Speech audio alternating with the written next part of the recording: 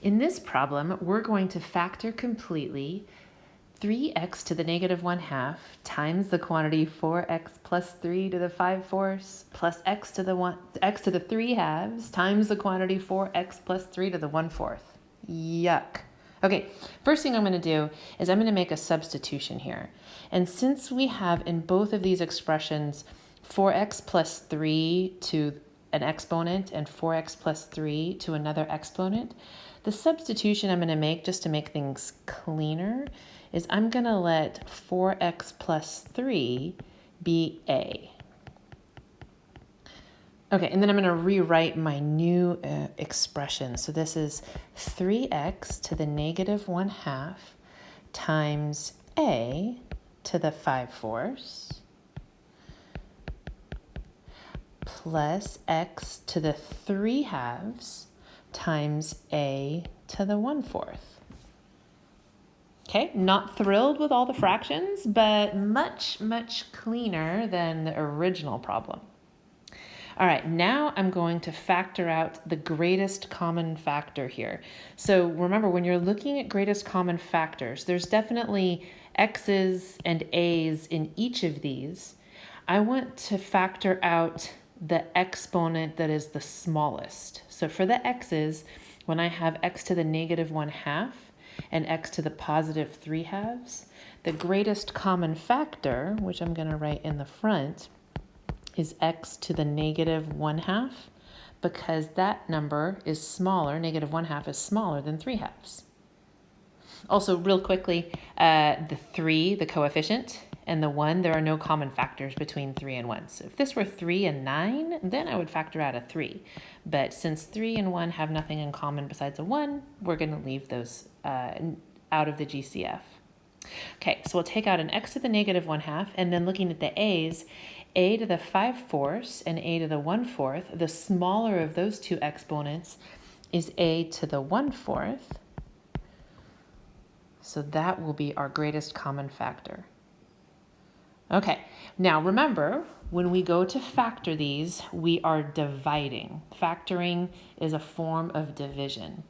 So when we divide with exponents, we're subtracting exponents. So for the first one, x to the negative 1/2 divided into 3x to the negative 1/2 is just 3, because the x to the negative 1/2 will cancel.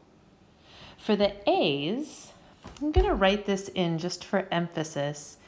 This would be a to the 5/4 minus 1/4. So when I'm factoring an a to the 1/4 out of a to the 5/4, I need to divide. That means subtract the exponents. So you might not have to write that subtraction step in there, but I think it's helpful just to see what's going on. And of course, in the next step, let's see, let me write my greatest common factor here. This would be 5/4 minus 1/4 is 4/4, which is just a 1. Okay, let's do the next term. So let's see, x to the negative 1/2 divided into x to the positive 3/2. I'm going to write that subtraction step in. It's 3/2 minus the exponent of negative 1/2. So existing exponent, subtract what you're factoring out. So x to the 3/2 minus negative 1/2. Okay, and then for the a's, this is nice. A to the 1/4 divided into a to the 1/4 is just 1. So there are no more a's left. And I can simplify x to the 3/2 minus negative. Oh, minus a negative is positive. So 3/2 plus 1/2 is 4/2, which is 2. So just for reference here, 5/4 minus 1/4 was 4/4, which is 1, which is where this one came from. And 3/2 minus a negative 1/2 is plus 1/2, so 4/2, which is 2. And that's where this exponent came from.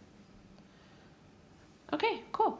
So making that substitution sure made this easier to factor out. And now what we need to do is substitute. A is 4x plus 3, so that our answer is in terms of only a's.